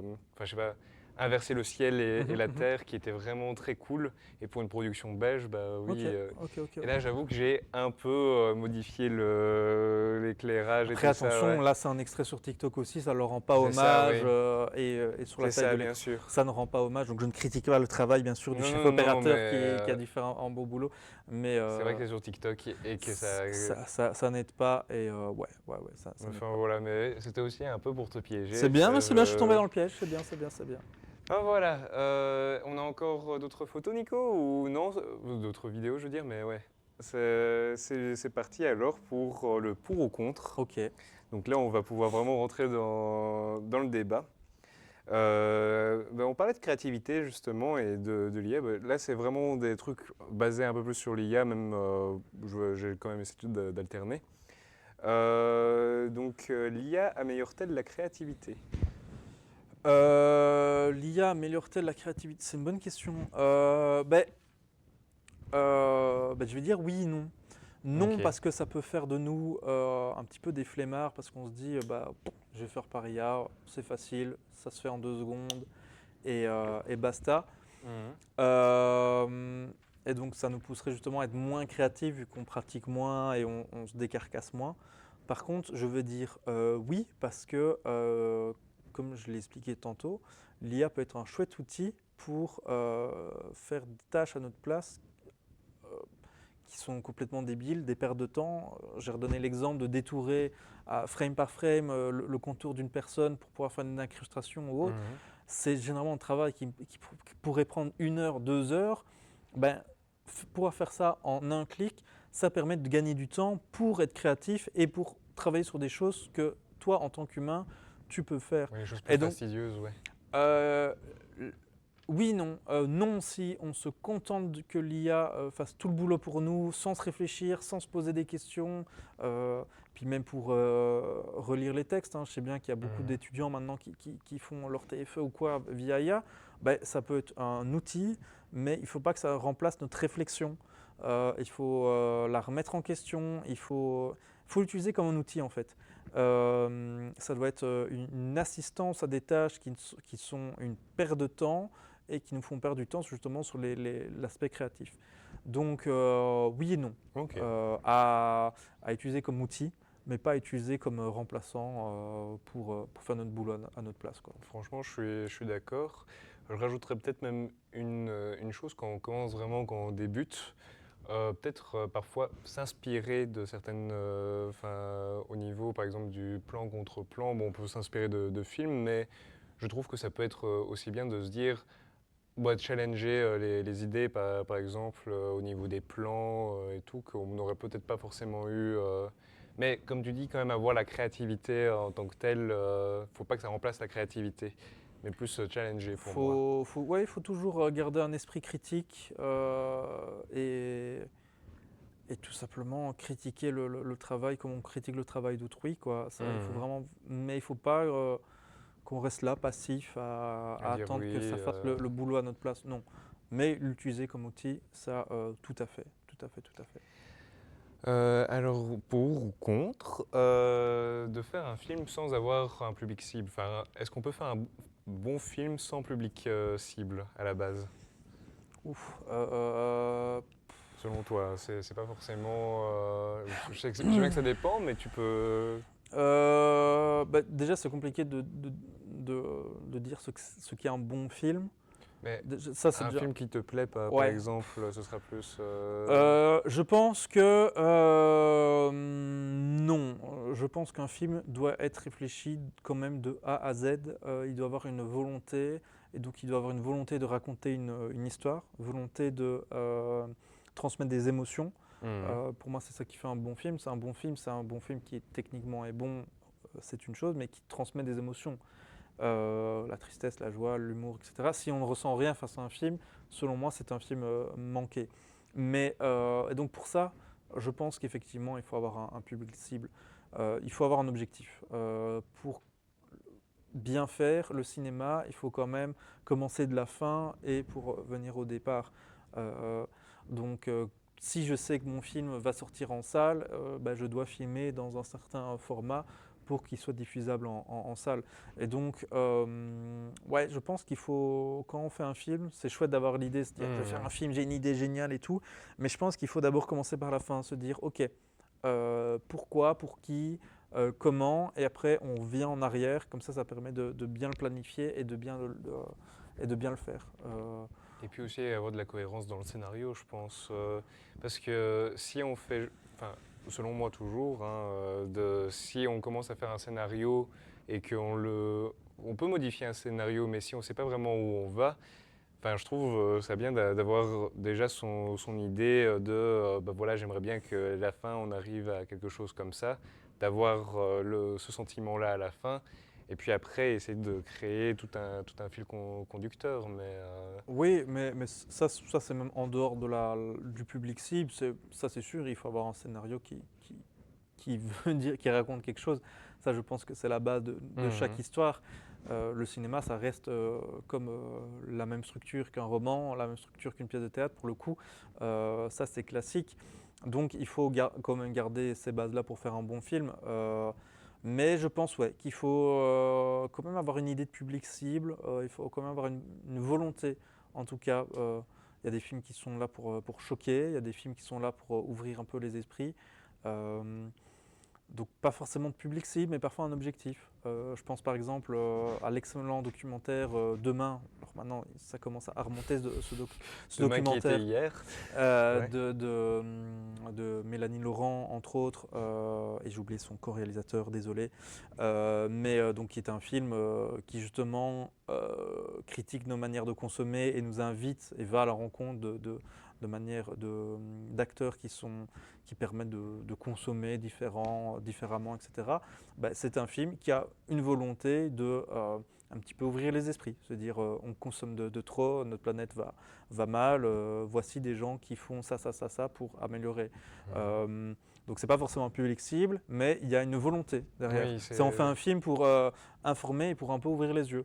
Euh, Tu peux faire un film pour faire juste du pognon. Hein. Ça, il y a des films qui font très bien ça, et du coup ça fonctionne, Mais il y a quand même un etc. public cible, à mon Et je avis. pense qu'en Ouais. plus, il y a un public cible, oui, ça c'est sûr. C'est un public très large, mais ça reste quand même un public C'est un public cible. cible, oui. Ouais. Et puis voilà, il faut quand même garder. Bon, on parle forcément du cinéma familial, du cinéma d'auteur, ce genre de choses. Mhm. Ouais, il y a quand même des clichés de spectateurs qui vont consommer ce genre de film. Et donc, même si on veut que le plus grand nombre apprécie et regarde notre film, c'est pas possible. Donc, généralement, même inconsciemment, on a un public cible, quoi. Ouais. Ok. Je vais regarder d'autres. Je vais essayer de ne pas forcément tout parler de l'IA parce qu'on en a quand même bien parlé, Ouais. mais pour ou contre faire un film à l'iPhone? Bah, je suis pour. Je pense que bah, pour moi, les caméras, donc les caméras, c'est des outils. Comme un peintre, il a des pinceaux, des couleurs différentes, et donc il faut exploiter nos outils. Et donc oui, je suis pour si c'est justifié. S'il y a une cohérence, soit une technique ou parce qu'il y a un rendu différent, je suis pour. Mais d'ailleurs, je crois qu'il y a récemment, mais j'ai plus le titre en tête, mais je pense Mhm. justement qu'il y a un DOP qui a tourné avec un iPhone récemment pour une série. Je pense que c'est pour la suite de 28 jours plus tard, 28 ans plus tard, ou je ne sais plus quoi. Je pense qu'il y a une grande partie qui a été faite à l'iPhone. Et donc voilà, surtout que maintenant, les derniers iPhones, téléphones, on voit qu'ils shootent en log, etc. Et on commence à avoir les outils qu'il nous faut, qu'on retrouve sur des caméras professionnelles. Donc voilà, donc moi, je suis pour si c'est justifié, s'il y a une cohérence, s'il y a un look particulier, ou même un challenge, hein, je trouve ça pertinent. Et puis niveau Après, qualité, ça commence tout doucement à devenir bien. ça remplacera jamais une caméra. Ça, clairement pas, C'est non. parce que le format du boîtier ne permet pas d'avoir un capteur qui est assez intéressant quand même pour Mhm. avoir des capteurs comme on retrouve dans des caméras de cinéma. Et puis même le format reste, si les caméras de cinéma sont en cube comme ça, c'est qu'il y a une raison Ouais, ouais, côté ouais. pratique, etc. Donc, comme je le dis, les caméras c'est comme des pinceaux, mais un pinceau ça reste quand même basiquement la même chose. C'est la même chose pour les caméras. Donc voilà, donc est-ce que je suis pour? Oui, si c'est justifié. Si c'est justifié. Une caméra, ça doit être justifié. Surtout quand maintenant de nos jours on a plein de caméras sur le marché, il faut justifier. Est-ce qu'on prend une Arri? Pourquoi est-ce que tu prends une Arri plutôt qu'une Blackmagic, une Sony? Parce que ça. Mhm. Donc tant que c'est justifié, moi je trouve ça très intéressant. Voilà. Si Et- c'est pas justifié, bon ok, ouais, t'as fait un film à l'iPhone, cool. Ouais, c'est pas. Faut toujours qu'il y ait une idée derrière Je quand on pense qu'il faut fait. avoir Oui. une idée derrière, une recherche artistique ou encore une fois de challenge, Mhm. mais ça doit être une volonté artistique, ouais. Et si elle est justifiée, bah ouais, c'est intéressant. Ça ne veut pas forcément dire que c'est génial, mais c'est intéressant, ouais. Et comment on a. Enfin, peut-être que tu pourras m'éclairer là-dessus. Comment on appelle encore les films où on est un peu en première personne, que généralement, justement, qu'on est un peu.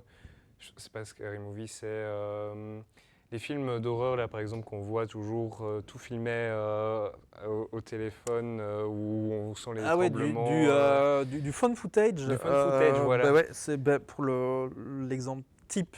Généralement, on parle du Blair Witch. Mhm. Et donc là, la volonté, ça fonctionne bien avec l'horreur parce que on flippe encore plus parce qu'on a l'impression que c'est des vraies images. Et donc on se dit, waouh, c'est pas un film, c'est des vraies images qu'on a retrouvées. C'est ça le pitch de Mhm. Blair Witch. C'est comme ça qu'ils ont fait des avis de recherche des acteurs justement qui avaient disparu. Leur com c'était sur ça. Donc justement utiliser des caméras un peu cracra, des caméras accessibles que monsieur, madame, tout le monde aurait pu filmer finalement. Ça a accentué justement l'effet horreur parce qu'on s'est dit, en fait, ça peut être des vrais gens. On sort du cadre du film. Donc là, c'est un exemple de c'est pertinent parce qu'il y a une volonté derrière. On a utilisé un outil pour créer un effet, un sentiment et autres. Est-ce que c'est bon? Blair C'est à Witch, la vie c'est à la vie de ouais. chacun. Moi, c'est vrai que je l'ai revu il n'y a pas longtemps. Ça donne un petit peu la nausée. Mais voilà, en tout cas, l'effet est là. C'est vrai qu'à l'époque, il y avait eu des théories. Ah, est-ce qu'ils sont vraiment décédés, ils sont vraiment disparus ou pas?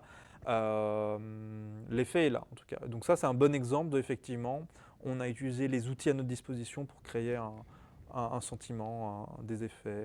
Et il n'y avait pas un film au Fraja que tu avais fait qui utilisait un peu ce Si, procédé-là? justement, Oui, ouais, oui. le premier film, justement, on est clairement inspiré de Blair Witch. Et Mhm. donc, c'était du phone footage, c'est cette caméra qui est tenue par, non pas un acteur, mais par enfin, non pas par un technicien, mais Oui. par un acteur. Donc, l'acteur joue le caméraman, joue le Mhm. technicien. Voilà, il y a plein d'autres films qui utilisent ce procédé, hein. Projet X, par exemple, c'est un film qui documente une soirée. Si on prend les codes du documentaire pour en faire un film de fiction, donc voilà, ouais. Fun footage. Euh, Est-ce que ça aussi, j'ai eu l'idée il y a très peu de temps, donc je n'avais pas forcément prévenu. Donc si tu sais pas, c'est pas grave si t'as pas une idée comme ça. Mais est-ce que un film, enfin, pour toi, il existe des films débutants ou peut-être qui sont vraiment bien, enfin que qu'on se dit, même si ça se voit que c'est débutant, il y a vraiment le truc de... enfin, j'ai vraiment eu l'idée récemment, Oui, donc... oui. Encore une fois, pour faire un bon film, il ne faut pas forcément avoir énormément Mhm. une grosse équipe, beaucoup d'argent. Non, on peut faire des très chouettes films en petite équipe, etc. Euh, et ça aussi, c'est un truc que moi, je vous invite, si vous appréciez le cinéma, ben, c'est aller dans des festivals de films. Il y en a à Oui, il y en a à Liège. Et là, ça permet de voir, entre autres, des films de fin d'études, d'étudiants. Et donc, c'est des personnes qui n'ont pas non plus un énorme budget, qui n'ont pas un grand nombre d'expériences, mais il y a des très très bons films qui en sortent. On a comme un pays où on a des très bons cinéastes en Belgique et on a des très bonnes écoles de cinéma. Et donc, oui, les gens qui sortent de là, bah, parfois il y a des très bons films. Et donc, des films étudiants qui sont top et que j'adore, que je recommande. Donc, aller en festival, ouais, regarder des films d'étudiants. Parce que ça donne aussi des idées de se dire, bah tiens, avec un petit budget, on peut faire ça, on peut faire ça. De tête comme ça, c'est compliqué. Moi, j'avais Un doute, bien ouais. aimé un justement qui a été tourné à Liège. Ça remonte, hein, c'est Raw. Désolé de mon Oui, accent. oui, avec le cannibale, c'est ça? Ouais, avec les cas, Ouais. spoil, Ah ou pas. oui, Mais bon, c'est qui se passe c'est... dans les baptêmes des étudiants. Et ça a été tourné à Liège. Et justement, je crois que c'est un film de fin d'études. Et je pense que c'est la réalisatrice qui a réalisé Titane plus tard. Oui, Je pense que c'est ça. Je peux me tromper. j'ai fait un travail dessus, donc maintenant... Mais ça montre. Enfin, je sais bien que c'est un film qui a fait débat. Moi, je l'ai bien aimé. J'ai trouvé ça sympa. Mhm. Et quand vous allez en festival, bah, il y a plein de bons trucs, quoi. Donc ouais, si, allez en festoche et des films débutants, des films de jeunes qui viennent de sortir, il y en a des très bons. Il y en a des très bons. C'est pour ça d'ailleurs qu'ils sont en festival, c'est parce qu'ils sont bons et parfois il y en a certains. Ben, je sais que moi j'ai certains de la promotion qui ont été comme récompensés au-delà. Donc c'est qu'ils font du bon travail et c'est qu'on peut faire des bons films sans forcément avoir le budget à Spielberg, quoi. Donc ouais, allez consommer justement pour donner de la force et pour avoir des idées. Allez voir des films d'étudiants, ouais. Bah oui, d'ailleurs, il y a le Nikon Festival pour le moment qui... Je pense pas qu'ils ont encore fait vraiment la diffusion des films qui ont été faits. Je sais bien qu'il fallait le rendre pour février ou mars, Ouais, mais du coup, je pense qu'il y a le Nikon Festival si ça intéresse des ouais, ouais, gens ouais. Et de à venir. Liège, il y a aussi il y a un tout nouveau festival également qui vient sortir. Et sinon, ah oui, bah, les Enfants Terribles, je crois que Oui.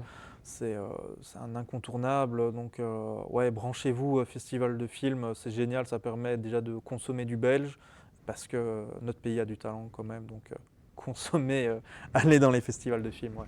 Et notamment en animation aussi. Et en Ouais, animation, ouais, bien sûr, en animation. On a ouais, les étudiants sont bons, hein, et les non-étudiants aussi, mais on a des très bons techniciens, on a des très bons films, donc ouais, il faut se brancher, festival. Nico, juste pour savoir, là pour le moment on est toujours bon, oui, ça va. Je On regarde parle juste, beaucoup, hein. je regarde l'heure pour pas trop dépasser. Oui, ça va. Bah, après on va quand même tout doucement aller vers la fin. Et il est en train de faire des conneries à la régie, mais bon c'est... Enfin voilà, donc on va commencer à aller à repartir sur les recos. Du Ouais, coup, enfin voilà, on quitte un peu l'aspect débat. Bah, déjà, merci pour ton avis, hein. On arrive déjà à la fin, mais franchement, c'était très intéressant. ouais, bien sûr, ouais. Et tu m'as quand même appris de nouveaux trucs. Ah bah chouette, tant mieux. Ah bah, Il y avait des choses que tu m'avais déjà appris à la base, parce que vraiment, je dois te dire, toutes mes bases de cinéma, c'est vraiment toi qui me les as apprises. Donc bah, voilà, ouais, c'est... c'est pour ça que je fais ce boulot, c'est pour un peu transmettre cette passion aux jeunes et qu'ils exploitent ça, quoi. Donc chouette, tant mieux, Voilà, tant mieux, et ça tu fait vois où plaisir. on en est maintenant. Bah donc du coup, ouais, je t'avais dit de faire ton petit top 5 de films. Ouais, Voilà, ça c'est, comme je disais tout à l'heure, c'est la séance Régé le Gorilla, si... si ok, on passe par ok, là, ok. enfin, voilà. Donc je fais mon top 5 et je justifie un petit peu pourquoi. Oui, c'est Ok, ça, oui, tu commences. ok. Ben, en cinquième, moi j'ai All Boy, la version coréenne bien sûr. C'est pour moi, alors c'est pas un film tout public, encore une fois, c'est pour public averti. mais c'est vrai qu'à l'époque c'était sympa parce que c'était une découverte de ce cinéma. Alors maintenant, ça ferait à mon avis un peu moins d'effet parce qu'on a eu Squid Game et compagnie, donc on Mhm. commence à connaître un petit peu. Mais en tout cas pour l'époque c'était vraiment nouveau, c'était assez frais. Et C'est donc un jeu mortuaire ou quoi? Oldboy, alors Oldboy, le pitch c'est un homme qui du jour au lendemain se fait kidnapper et enfermer pendant plusieurs années. Et à un moment donné, il va être délivré et il va vouloir se venger des personnes qui l'a fait ça. Et donc c'est un film sur le thème de la vengeance. Donc c'est un film assez violent. Mais on a entre autres l'une des plus belles scènes en plan séquence avec une grosse baston dans un couloir qui, voilà, personnellement, moi j'ai toujours trouvé ça techniquement très Mhm. intéressant. Et surtout, alors c'est un film un peu long, mais c'est un film avec selon moi le plus gros plot twist de l'histoire du cinéma. Et tu sors de là, tu dis ah ouais, en fait, bien plus que des Scorsese ou compagnie, c'est selon moi le film avec le plus gros plot twist. Et donc rien que pour Ok. ça, j'aime bien un peu tomber sur mes fesses comme ça à la fin d'un film, se dire Oui, waouh, bah, je m'y attendais pas. Et donc All Boy, c'est très chouette pour public averti, mais très bien. Et bien sûr la version coréenne, pas la version américaine, un peu le remake, pas très très bon. et c'est le genre de film où on peut regarder par exemple une deuxième fois. Je pense par exemple, bah, ça c'est plus en animation avec Attack on Titan, Ouais. où Oui, tu il y a vois. un peu, non, je pense qu'il y a moins de, il est moins pertinent de regarder une deuxième fois, Mhm. mais d'ailleurs, d'ailleurs, beaucoup de films que j'ai recommandés, c'est pas des films que je regardais encore et encore, Ok, mais oui. c'est selon moi des très bons films et des films intéressants à voir parce qu'il y a quelque chose à en tirer. Et donc voilà, je trouve que c'est une chouette thématique aussi sur la vengeance, qui est Mhm. un chouette thème et de la manière dont il est traité. Donc voilà, et pareil, la cinématographie très belle, la photographie top. Donc All Boy, ouais, ça c'est mon top 5. En Ok. 4, bah, j'étais obligé cliché, mais je devais mettre un Tarantino. Mhm. Tarantino, il y a beaucoup de très bons films que j'adore. J'ai longtemps hésité, mais je penche sur Django Unchained. Donc Django, c'est un esclave qui va devenir libre et qui va devenir chasseur de primes, si je puis dire, pour Mhm. résumer vulgairement. Euh, Toujours pour public averti d'ailleurs. Pourquoi est-ce que j'aime bien? Parce que c'est un petit peu une belle synthèse du cinéma de Tarantino. C'est une manière de découper ses films un peu comme des livres en actes. Les crash zoom, une esthétique très violente propre à Mhm. Tarantino. Et puis on a des acteurs enfin, incroyables. On a peut-être DiCaprio dans l'un de ses meilleurs rôles. L'acteur allemand, pareil, que j'oublie à chaque fois son nom, mais qui est excellent. Et voilà, c'est pareil, un film un peu long, mais qui moi me fait... voilà, très chouette à voir. Un très bon Tarantino. J'avais hésité aussi avec Inglourious Bastard, Ok. qui, pour le coup, est, selon moi, l'une des plus grandes scènes d'introduction de l'histoire du cinéma et qui est très intéressante à analyser sur les rapports de force, etc. Tarantino a bien réussi à transmettre ça. Donc voilà, allez, je triche, je mets Inglourious Bastard Ouais, au même niveau, et ouais, Django, même si j'ai une préférence pour Django, mais les deux sont intéressants. Parce que voilà, Tarantino a un cinéma aussi qui lui est propre, que moi j'apprécie, qui est ouais. un peu Mhm. too much, mais qui est sympa. Donc De nom, je connaissais plus Django que. Django, ouais, mais voilà, ça peut Mhm. être aussi sympa à découvrir. En 3, un petit peu d'animation quand même, hein, Le Mhm. Voyage de Chihiro. Oui. C'est une claque, hein, alors moi je l'ai vu très jeune ce film. Pareil, première fois que je découvre l'animation japonaise. Donc le voyage de Chihiro, c'est Chihiro qui déménage avec sa famille, qui vont s'arrêter dans un espèce de restaurant et elle va être emportée dans un monde d'esprit. Euh, et c'est un film pareil, qui est très long, très calme, très doux, propre au cinéma japonais. Et donc c'est très poétique. Et c'est un film où parfois on s'endort un peu devant comme ça. Et justement, je trouve que ça va bien avec cette vibe C'est très de contemplatif. Chihiro où Ouais. elle aussi, on ne sait pas, elle rêve pas. Et nous, on est un petit peu à moitié endormi quand on le regarde. Mhm. Et quand ça se termine, on se réveille. Donc il y a vraiment ce côté, c'est une très chouette expérience cinématographique parce que c'est très poétique, très doux. C'est beau, c'est beau. Enfin, encore une fois, quand on parlait de l'IA, mais waouh, quand on voit qu'il y a des gens qui font ça, quoi, c'est magnifique, quoi. C'est là où tu te dis, c'est de l'art, quoi. C'est de l'art. Donc sublime, magnifique, vraiment très beau, très poétique, très bon film. Et comme ça permet de mettre un petit peu d'animation. Oui, mais franchement, je suis d'accord avec toi. Je trouve ça vraiment chouette Ouais, comme film. franchement, rien à dire. Et pareil, top 2, top 1, très compliqué. C'est pas possible d'en mettre un plus haut que Mhm. l'autre. Les deux sont pour moi des masterpieces absolus. Je sais que ça va faire débat. Je sais qu'on va me dire, ouah, ce mec n'y connaît rien au cinéma, c'est une Bah, cata, il a après, déjà. le cinéma, c'est plus des goûts C'est des que. goûts personnels, mais au-delà de mes goûts personnels, je trouve que techniquement, c'est des films. Waouh, c'est des leçons, faut en prendre note, quoi. Mhm. Donc, allez, le premier que j'ai commencé, bah, c'est La La Land de Damien Chazelle. J'étais pas du tout, moi, comédie musicale, quand c'est sorti, un peu ce côté macho de te dire, ouais, non, c'est pour les nanas, l'histoire d'amour, comédie. Et en Mhm. fait, waouh, quoi. Pareil, un film, j'ai pleuré, pleuré, pleuré, pleuré. Je pleure à chaque fois que je le vois. C'est ultra touchant. Pareil, une fin très intéressante.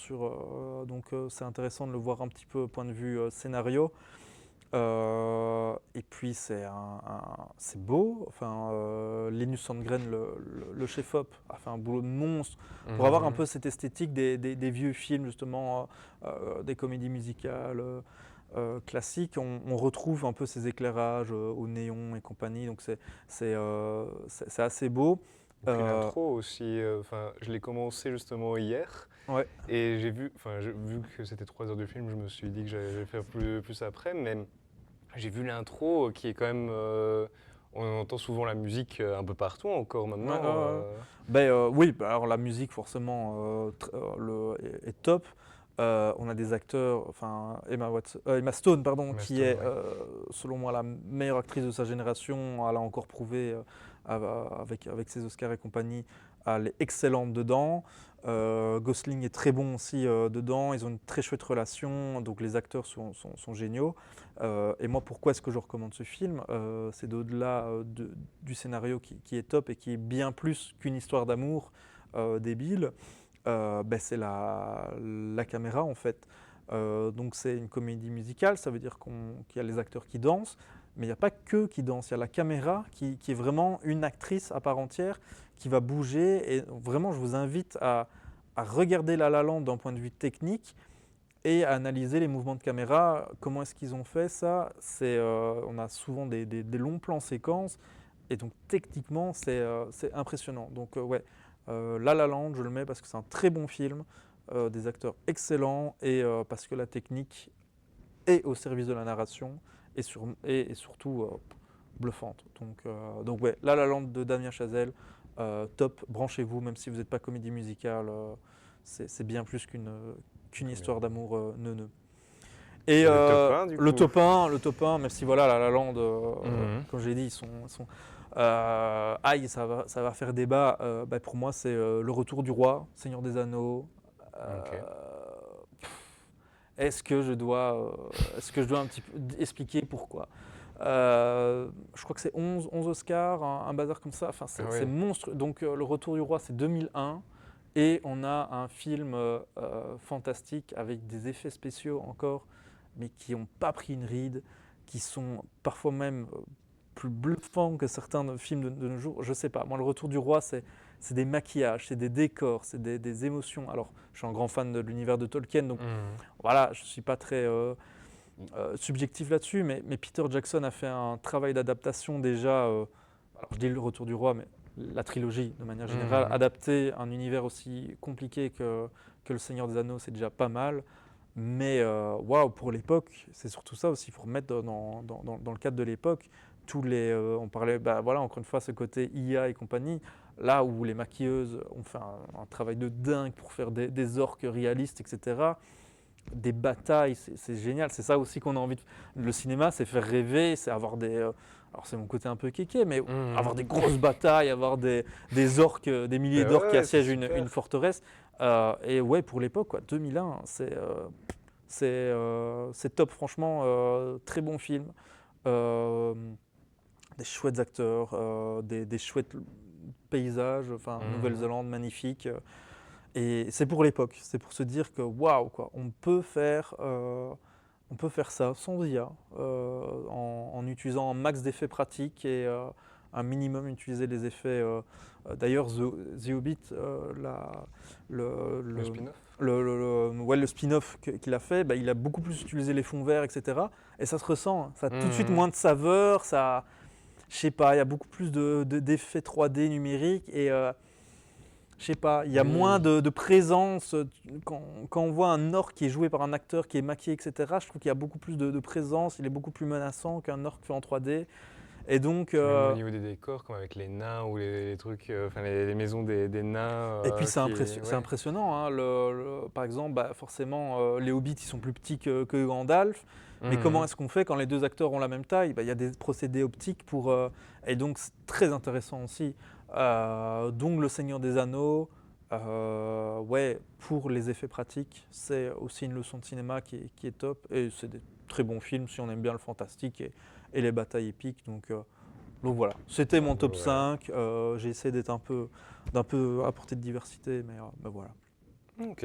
Et du coup, les autres recos là, que je t'avais demandé à propos de quelque chose qui sont peut-être moins connus, mais Ouais. enfin, voilà, des petites mentions honorables au niveau de l'audiovisuel, ce genre de truc. Alors,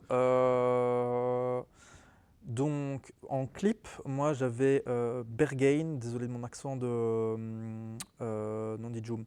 Heureusement que j'ai mes notes, j'ai mon de Rosalia, qui n'est pas une actrice que je suis forcément, mais j'ai vu son clip et j'ai été bluffé. Pareil, qu'il y a un clip qui parle de l'anxiété sociale, etc. Et donc on la voit repasser dans son appartement, mais tout autour d'elle, il y a une trentaine, quarantaine de musiciens avec des violons et tout, et qui la suivent constamment dans son quotidien. Et je trouve que c'est un clip simple dans le procédé. C'est des caméras fixes avec des angles de vue assez intéressants. Mais je sais pas, j'ai bien aimé le concept. Et puis un très beau parallèle entre l'anxiété et la représentation de ce côté d'être. Un peu, T'es ouais. oppressé, quoi. T'es oppressé quand tu vois le clip. Donc très chouette clip. Un clip assez récent. En série, elle est peut-être un peu plus connue, hein, mais c'est grosse mention à la série Adolescence Oui. sur Netflix. Tout en plan Euh, séquence. ouais, en plan, encore une fois, moi j'aime beaucoup la technique. Je ne sais pas si vous avez remarqué, mais donc quand il y a des techniciens qui me font un étalage de leur savoir-faire, etc., et donc on a des épisodes de 50 minutes en plan séquence, là je dis ouais, waouh, c'est top. Donc techniquement, c'est bluffant de voir comment est-ce qu'ils ont réussi à faire tout ça en plan séquence et de manière parfois même assez rapidement, hein. Je crois que leur prix, c'est genre 3-4 pour certains épisodes. Donc ça, c'est pareil. Regardez les behind the scenes, c'est impressionnant et ça peut aussi donner des idées. Et puis aussi, c'est pour le jeu d'acteur du jeune garçon. Waouh, à cet âge-là, m'a beaucoup donné d'émotions. Tu te dis, waouh, c'est impressionnant. Donc une très chouette série avec une thématique aussi qui est très intéressante un peu de nos jours. Donc ouais, c'est une série qui nous prend à la gorge comme ça. Donc très chouette, très chouette, très chouette. En, je voulais trouver une pub, Ok, ouais. j'en ai pas trouvé une pub qui me parle vraiment. En animation, ben, j'ai mis Voyage de Voyage de Chihiro, Chihiro ouais. tantôt, donc voilà. Mais je vais parler d'un autre film qui est un peu moins connu, mais que je trouve intéressant euh, pour son concept et pour aussi l'aspect histoire du cinéma. Ben, c'est The Artist avec Jean Dujardin, donc le Oui, film en ça me noir dit et un blanc. truc. C'est un film en noir et blanc, muet, Mhm. qui parle en fait de la transition du cinéma muet au cinéma parlant. Et donc justement, on a un acteur qui était très bon en cinéma muet, mais au parlant, Ouais, il est mauvais et donc c'est super intéressant parce que c'est une situation qui a vraiment existé. Je pense que c'est en 1927 quand le cinéma est devenu parlant.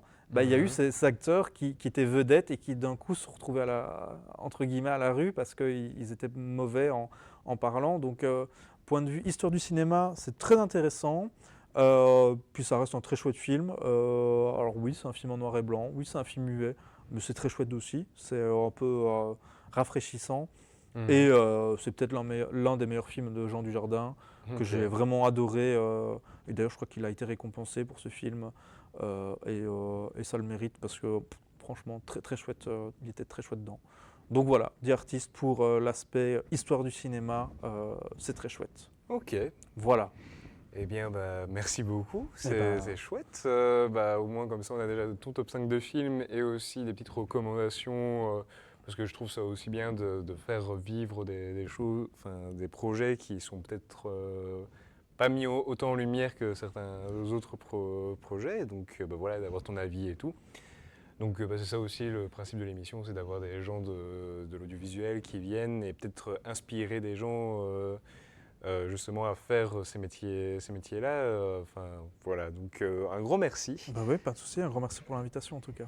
Et voilà, je pense que ce serait la dernière vraiment grosse émission que je fais sur ce sujet-là. Mais voilà, c'était vraiment chouette de t'avoir et merci à vous d'avoir regardé.